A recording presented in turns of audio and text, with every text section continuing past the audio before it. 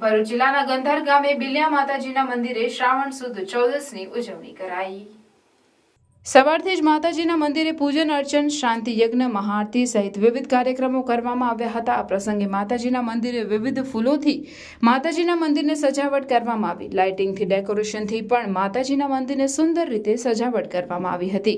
ભરૂચ જિલ્લાના ગ્રામ્ય અને શહેરી વિસ્તારમાં વસતા આહિર સમાજના લોકો શ્રાવણ સુદ 14ના દિવસે ભરૂચ જિલ્લાના ગંધાર ગામે આવેલ બિલિયાઈ માતાજીના મંદિરે મોટી સંખ્યામાં દર્શને જતા હોય છે તથા મંદિર પરિસરમાં વિવિધ કાર્યક્રમોનું પણ આયોજન કરવામાં આવે છે। કેટલાક લોકો તો જિલ્લાભરમાંથી માતાજીના મંદિરે પગપાળા માતાજીના દર્શન અર્થે આવતા હોય છે।